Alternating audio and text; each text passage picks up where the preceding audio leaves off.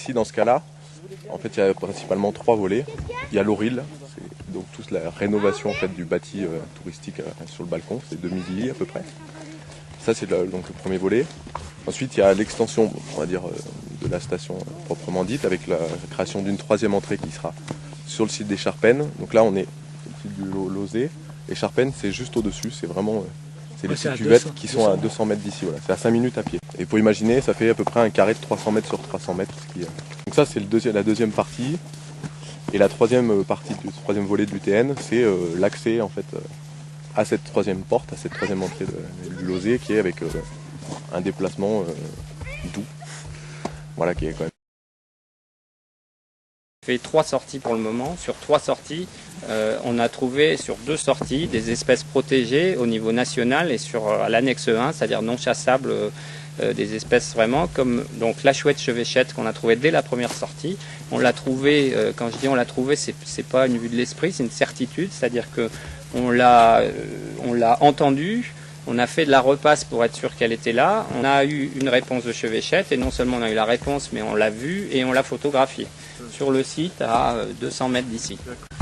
Ça, c'est le champ de la chouette. C'est le champ de la chouette chevêchette. Donc si vous vous baladez sur le secteur et que vous entendez ça, et les chouettes, souvent on pense à des animaux nocturnes, mais la chouette chevêchette, c'est une des chouettes qui est la plus diurne. Donc on peut l'entendre, et surtout en ce moment où on est en période de reproduction, vous pouvez entendre ça même en vous baladant dans la journée. C'est un peu moins fréquent que matin et soir, ça c'était 2 jours. Mais ça peut arriver.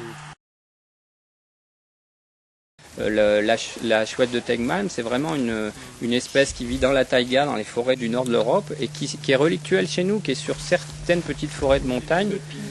Voilà, à 1000 mètres, on est pile poil dedans. Donc ça veut dire que, à l'image de la France, il y a peu de sites aussi démonstratifs de la présence de la chouette de Tegmalm que le Vercors.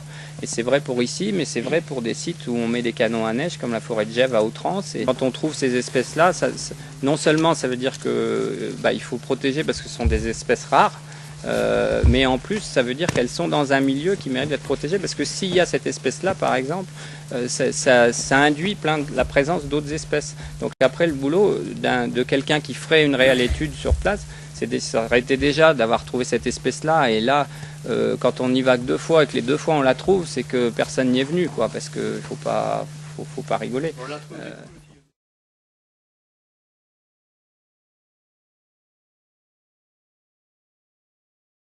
On a fait une colonne. On a actuellement, je dis on, c'est notre palynologue, en recherche préhistorique. On a affaire à toutes sortes de disciplines paléo-environnementales, et notamment la sédimentologie et la paléo-botanique, par l'étude des macro-restes végétaux qui sont en cours d'étude à Bâle, en Suisse, et l'étude des pollens fossiles contenus dans ces sédiments. J'ai un coup de fil, alors j'aurais voulu vous présenter des résultats aujourd'hui, malheureusement c'est un petit peu prématuré, mais elle m'a dit que c'était absolument passionnant, et qu'on avait là environ 12 000 années, enfin entre 10 000 et 12 000 ans à peu près, de paléo-environnement enregistré. Eh bien, on a, de manière, comme un immense millefeuille, de manière régulière, année après année, enregistré l'évolution bioclimatique de l'endroit. Je vais faire passer la photo. Chaque petit lit foncé ou brun est un lit organique. Chaque petit lit clair ou gris est un lit, je dirais, stérile, d'un point de vue biologique.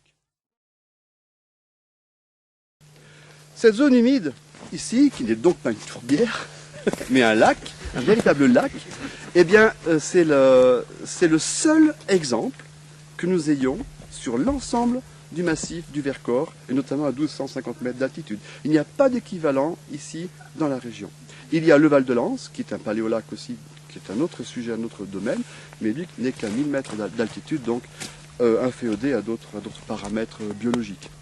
Nous avons aussi l'intention de rechercher des vestiges d'origine anthropique, c'est-à-dire des traces du passage de l'homme préhistorique ou des groupes humains, notamment du Mésolithique. Tout ceci concerne le post-glaciaire, c'est-à-dire entre 14 000 et aujourd'hui.